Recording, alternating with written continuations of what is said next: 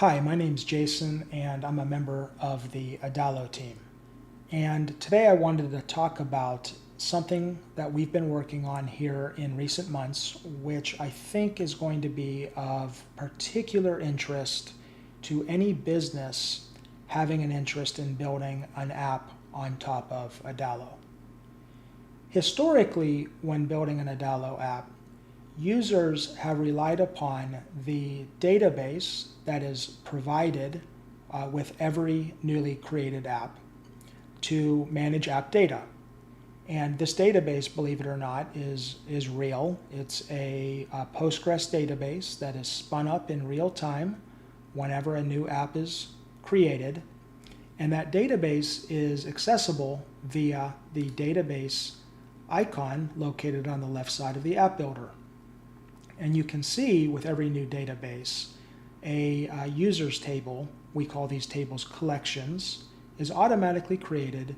And that's where users who sign up and use your app, that's where they're managed, right? Their email address, their name, their password, and so forth. If you want to create other tables or collections, you can click this Add to Database icon. You can choose Add Collection, or you can use AI to assist you in the creation process. And we can go ahead and give our collection a name, and then we can add properties to it, and we can also add relationships to it. And in fact, this is one of my favorite features. You can create a belongs to relationship, you can create a one-to-one, you can create a one-to-many relationship, and so forth. This is a very powerful feature, very convenient. However, what if you wanted to add data to your application that already exists, that doesn't reside in the internal database, nor could it reside within the internal database? For example, a pre-existing MySQL database or SQL Server or Oracle or so forth. Right? Has historically not been a convenient way to integrate that data.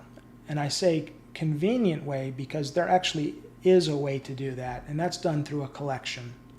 So you can add a collection to your Adalo app, which is just an API endpoint. And if you have created an API for that data source, then you can add that API endpoint here, you can secure it, and then make calls which retrieve data from that data source. However, you very well might not have an API for that database, right? You might not have the time, the resources, and so forth to do that. Well, what I'm pretty excited to talk about today is this new partnership that we've established with a company called Dream Factory, which makes that possible. And I'll jump over to the Dream Factory interface here just to talk a little bit more about Dream Factory. So Dream Factory is an API generation platform that supports really hundreds, if not thousands, of third-party data sources. And one of its most common use cases is associated with generating REST APIs from both relational and NoSQL databases like MongoDB, for example. Many organizations around the world use it for generating and securing APIs for MySQL, Postgres, Oracle, SQL Server, and so forth. And if I click the database link over here in the menu, and I go to DVD Store, for example, this is the database API I'm going to show you today, you can see that we've generated an API for this particular database by supplying a set of credentials. And once that's done, believe it or not, once that's generated, Dream Factory will have also created all of the API documentation for that REST API. And if I scroll down here, you'll see there's quite a few endpoints that are made available to the client. Now, of course, using role-based access controls, and I'll talk about that in a moment, you can lock down which of these endpoints to a great degree of specificity are going to be accessible. So let me just show you a quick example here. This is the retrieve one or more records endpoint, and if I click that and open this up, you'll see that this documentation is interactive. I'll click the try it out button, and you can see that all of these API endpoint parameters are made available to the client. Now, just to keep this simple for right now, I'll scroll down to the table name endpoint. I'll put the table name film in it. I'll press execute. And if I scroll down, you'll see that a list of, I think, believe it or not, 1,000 records have been returned by default. And these are all just auto-generated film names that were dumped into a demo database. And you can see, by the way, we also have foreign key relationships, right? So this particular film is related to a language in the languages table having an ID of 1, and Dream Factory, just as Adalo does with collections, Dream Factory also has robust support for relationships to the point that you can make an API call which allows you to join tables together and then return all that data together in a single API response. So we've established this partnership, and what it opens up for Adalo users is the ability to add a database or even a data source like S3 or an SFTP server or another API to Dream Factory, and then that data will be exposed through an API automatically, which can be added as a collection to your Adalo app. And let me just, before I jump back into Adalo to demonstrate that capability, let me just show you one more feature here inside Dream Factory. So if I click role-based access and I jump over to DVD store, maybe I called this Aquila. Try one more time. DVD, oh, there it is, DVD Space Store. I'll go ahead and open this up, and this is where you define a role-based access control for that generated API. And what you can see here, I've attached it to what Dream Factory calls a service, to an API called DVD Store. In this particular case, just for demonstration purposes, I've made all endpoints available, but you can lock this down to specific endpoints, specific tables in the case of a database. And then you can decide which REST API methods are available to you, right? So again, for demonstration purposes, I've basically completely opened this up, and you can see I've chosen all HTTP verbs here. But if you just wanted a read-only API, you can do that. Okay, so I'll go ahead and put this back, and now I'm going to return to Adalo to show you how this API, this database, I should say, can be easily added to your Adalo app. Give me one moment to switch back to Adalo.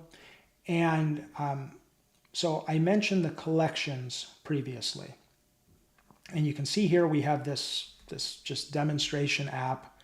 It's called Real-Time Video, and ostensibly it's a video rental application where you can choose your movie and then watch it through the app, right?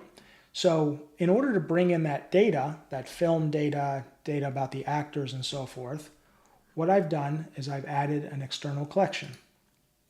And you can see that once that collection is added, Adalo recognizes all of the underlying table columns, okay? And if I click here and click Edit Settings, I'm gonna back up and go to Edit Endpoints. You'll see that we have these 5 endpoints available to you. Now again, whether or not these endpoints actually work are going to depend upon how you've defined your role-based access control, which is a good thing because sometimes you just want a read-only app. And if I click into one of these, you'll see that I've defined the URL associated with this particular endpoint, which is the film endpoint. And I've also used a pretty cool Dream Factory feature here to retrieve all related data as well, right? So what you're going to do when defining this collection is you're going to define these endpoints however you see fit. You are going to define an HTTP header containing your API key, which would be here. I'm not going to show that because it would expose a test key. And then what you do is you run a test. And in a moment here, we should see hopefully a successful test. So what's happening right now is Adalo is talking to that API.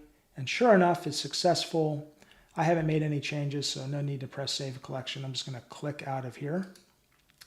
And this brings me back to the app builder. Now, let's talk for a moment about how that collection is added to the app, right? So what's really cool about external collections is Adalo will treat them just like database collections. So if I click onto this simple list, you'll see that over here on the left on the configuration side, we're asked, well, what is this a list of? It's a list of films. That's the table that I had created previously. This is our actors collection, and then there's that database collection that is available with all newly created apps, right? And once I've added that external collection, I can use magic text to start specifying what attributes I would like to populate that nested list. And you can see here, if I back up a little bit, well, there's an action, of course, a click action that has been added. So when you click on a film title, you are taken to the video detail page. And then if I click into one of these title, you'll see, for example, we have the film title. And then I've also created another demonstration, another demo here where, not sure what's going on there, but at any rate, where the simple list would be generated. Now, if we go ahead and have a look at this app in preview mode, I'll show you how everything comes together. Okay, so let's go ahead and demonstrate this app.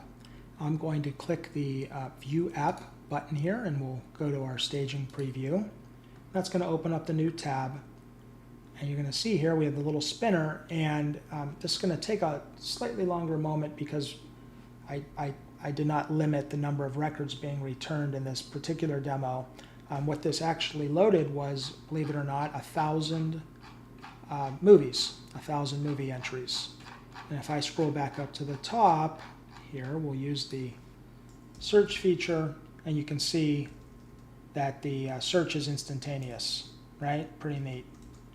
And what I'll do now is I'll just go ahead and click on one of these. I'll click on Ace Goldfinger.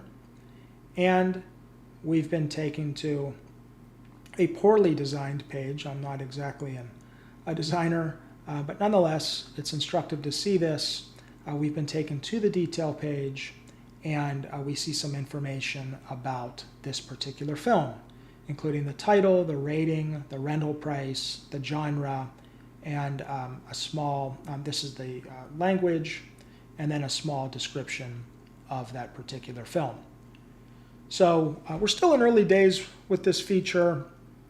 We do have a pretty extensive roadmap in terms of other features we'd like to add, but what's really cool is this is ready to use now. If you wanted to start bringing in very easily third-party data, such as a MySQL database or Postgres or Oracle or SQL Server, again, or data from a file system such as AWS S3, it's now possible to do that in a very easy, very convenient way.